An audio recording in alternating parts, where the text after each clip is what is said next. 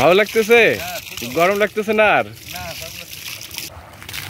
এ ফেরকে খাও তুমি কাক দেখাতে পারলে এই করেন তো তুলছো রে গাওয়াত নাই তেলা তোত নত পরে যা খাই আনু আপনার দুধ না গেলে আমার হওয়া লাইটে শরীর পড়া হয়ে গেছে জানেন বাইত গেলে দুধ খাবার পাবা টাকা কুটি পাবা টাকা লারে দুধ দিবি টাকা ছাড়া দিবি না। আসসালামু আলাইকুম, সবাইকে স্বাগতম। আজকে গরম যা উঠছে একেবারে অস্বাভাবিক রকমের গরম। অস্বাভাবিক বললেও ভুল হবে, গত কয়েক বছর থেকে গরমের অবস্থা খুবই খারাপ। 40 ডিগ্রি, 42 ডিগ্রি, 38 ডিগ্রি এমন তাপমাত্রা হর হামেশাই দেখা যাচ্ছে। গরমের সময় না বিশ্বাসে উঠে যাচ্ছে, মাঠে কাজ করা যাচ্ছে না, মাঠে কাজ করতে খুব সমস্যা হচ্ছে। তো আজকের দিনের তাপমাত্রাটা অনেক বেশি। আমি ওয়েদারে এখনও দেখিনি যে আজকের তাপমাত্রা কত, তবে খুব সমস্যা হচ্ছে কাজ করতে।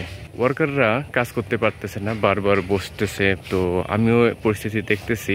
আমি যে নিজে এখন রোদে হাঁটতেছি মনে হচ্ছে আমার চামড়া পুড়ে যাচ্ছে। তো আমিও বেশিক্ষণ রোদে থাকতে পারতেছি না, চামড়া পুড়ে যাওয়ার মতো একটা অবস্থা। এমন একটা অবস্থা আর কি, স্কিনের উপরে হালকা করে একটু করে পানি মুছে দিচ্ছি, তাতে দেখা যাচ্ছে মনে হয় যে সাথে সাথে শুকে যাচ্ছে। রমজানের দিন রোজা রাখা খুব কষ্ট হয়ে গেছে।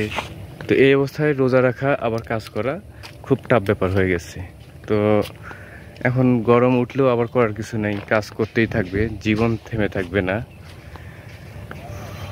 জীবন চালাতেই হবে।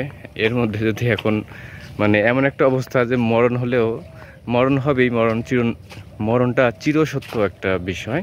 মরণ হবে জন্য যে মানুষ বসে থাকে এমন নয়, মরণ যখন হয় হবে এরকম একটা বিষয়। তার মধ্যে আপনাকে কাজ করতে হবে, তবে মরণের বিষয়টা মাথায় সবসময় রাখতে হবে, নয়তোবা ইহজাগতিক লোভ লালসা যা আছে সেগুলো কখনোই ত্যাগ করতে পারবেন না। আর হচ্ছে আপনি দেখবেন তখন এবং শান্তি পাবেন না।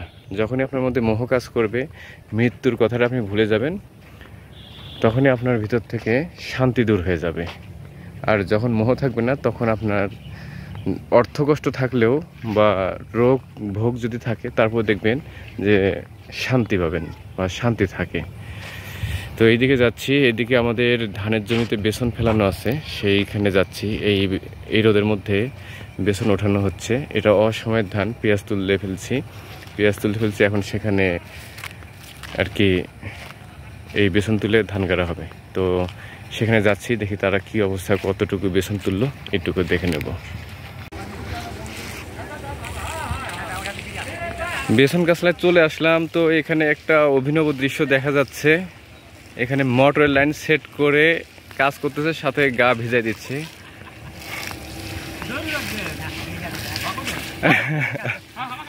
এটা অভিনব একটা বিষয়। তো দেখেন যে রোদের অবস্থা, এখানে অবশ্য বুদ্ধিও নাই, এটা দারুণ একটা ব্যবস্থা হয়ে গেছে। একসাথে ঝর্ণা পড়তেছে, আপনার মধ্যে নরম কোমল শান্তশিষ্ট একটা ব্যাপার, গা ঠান্ডা থাকতেছে। আজাদ ভাই, এই কেমন লাগতেছে? শান্তি কেমন? ভালো লাগতেছে? গরম লাগতেছে না আর? এই তো আজাদ ভাই গা ভিজাই নিচ্ছে, মানে ঝর্ণা সিস্টেম। এই যে এখানে আমাদের মোটর লাইন আছে, একসাথে তার গা ভিজতেছে। এখন এখানে গরম হচ্ছে না কি হচ্ছে উনি তো আর বুঝতে পারতেছেন না। দে চাষমিয়াকে দিয়ে দে। তো আজাদ ভাইয়ের বুদ্ধিটা অভিনব বুদ্ধি, আর হচ্ছে বেশ কাজের বুদ্ধি। মাঝে মাঝে একটু করে পানি দিয়ে গা ভিজাই নেওয়া, আবার একটু করে কাজ করা, তাহলে আপনার স্কিনটা পোড়া যাচ্ছে না, এবং শান্তিতে কাজটা করতে পারতেছে। কে মামু এ মামুর নাইট ডিউটি অফ করে দেওয়া হয়েছে।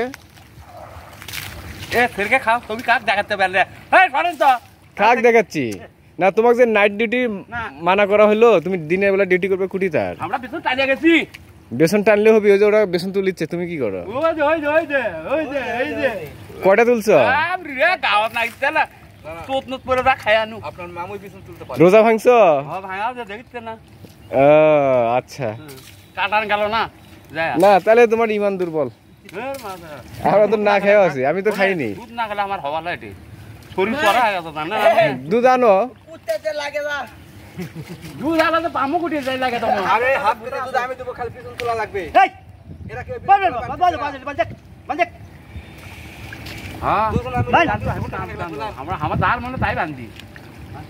মামুর তো দুধ না হলে চলে না।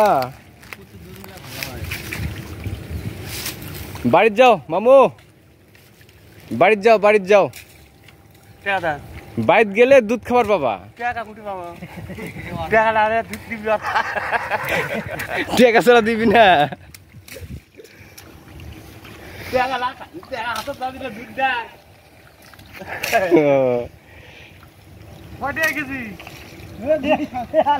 কেজি 100 টাকা ফোটা, 100 টাকা ফোটা। আমি কত বাংলাদেশের দুধ না দিলে দুধ 60 টাকা। দুধ ছাড়া দাম মুখে কত থাকে? এ কোন খানি গেলে হবি? কোন খানি? না এখন মোগলা তো না ধরে দিয়ে বেশি ফোন। গা সবাই ভিজে নেন, তাহলে শান্তি পাওয়া যাবে। তো আমি হলে তো এই কামই করলাম। আপনি কোন তা থাকতে ওইটা কি করবি? হ্যাঁ ওইটা কি করবি? বেসন হ্যাঁ দেখো তো বেচা যায় নাকি? কি বেচা যাবি? বেচা যাবি তো কালা চলতো এখন তোমার যা ভিউ বেলায় আছে আছে এই লোক আছে না ভাই আছে আছে আমাকে কাজ করতে ভিউ এর লাস্টে ব্যায়াম বেসন তো আমার অর্ধেক গুলো বেশি হবে। তারপর আসি ব্যায়াম গান্ধী মন্দির এই বাজে চাশমিয়া একটা পার্টি দেখেন, বেসন গুলো বেচে দেন। হ্যাঁ বেচেন, সমস্যা নেই। আমাদের অর্ধেক বেসন হলেই হবে। বেসন তো একটা হাই 2টা করে কাটা লাগবে।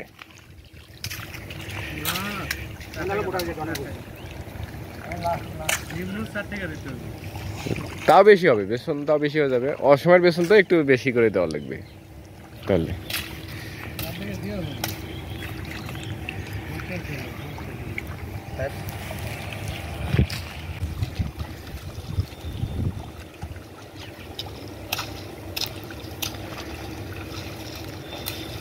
রোদের মধ্যে কাজ করার যে ডিজিটাল পদ্ধতি আপনাদেরকে দেখাইলাম, আপনাদের যদি কারো ভালো লাগে রোদের মধ্যে যদি কাজ করেন, এরকম ডিজিটাল পদ্ধতি অবলম্বন করবেন। উপরে ঝর্ণা সেট করে দেবেন, সারাদিন কাজ করতে থাকবেন, কোনো সমস্যা হবে না।